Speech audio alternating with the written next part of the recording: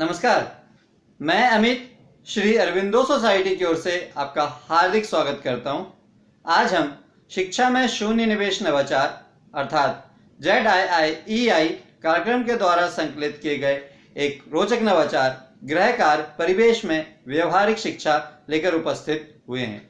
इसके लिए हमने NCERT बोर्ड के कक्षा 5 के गणित विषय के पाठ क्रमांक 11 क्षेत्रफल और घेरा लिया है।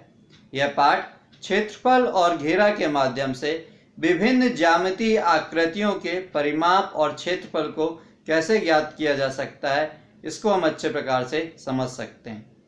तो आइए देखते हैं कि किस प्रकार से हम इस नवाचार गृह कार्य परिवेश में व्यवहारिक शिक्षा का उपयोग यह पाठ समझने के लिए करते हैं।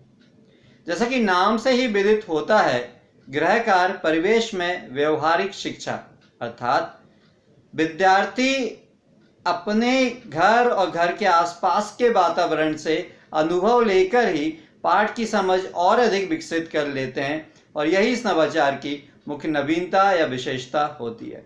इस नवाचार के कारण न केवल विद्यार्थी पाठ की विषय वस्तु से रूबरू होते हैं, बल्कि बच्चों के सर्वांगीण विकास के लिए, बच्चों की होलिस्टिक डेवलपमेंट के लिए जो भी गुणों की आवश्यकता होती है, जैसे शिष्टाचार, अनुशासन, धैर्य, विनम्रता, परस्पर सहयोग, आत्मविश्वास, ये सारे गुण बच्चों में धीरे धीरे इस नवाचार के कारण विकसित होने लगते हैं। तो चलिए हम देखते हैं कि किस प्रकार से हम इस नवाचार का क्रियान्वयन अपनी कक्षा में कर सकते हैं।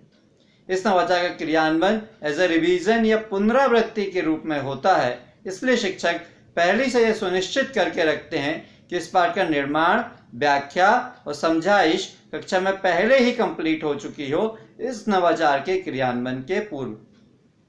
जब शिक्षक को इस नवाचार का क्रियान्वयन कक्षा में करना होता है, तो वो कुछ तालिका की प्रति बनाते हैं और हर विद्यार्थी को एक प्रति दे देते हैं और बोलते हैं कि आप घर जाइए, घर जाके अपने अभिभावकों के साथ बैठिए और घर के आसपास में जो वस्तुएं हैं उनकी लंबाई, चौड़ाई, परिमाप और क्षेत्रफल ज्ञात करके आइए।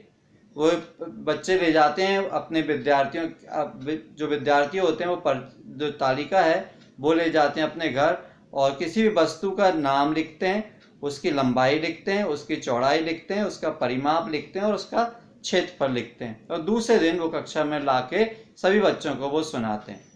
उदाहरण के तौर पे एक बच्चा है राम, उसको एक तालिका मिलती है, ऊपर विद्यार्थी का नाम लिखा रहता है, नीचे कॉलम बने रहते हैं, एक में वस्तु का नाम, दूसरे कॉलम में उसकी लंबाई, तीसरे कॉलम में चौड़ाई, फिर उसका परिमाप और फिर उसका क्षेत्रफल ज्ञात करना होता है।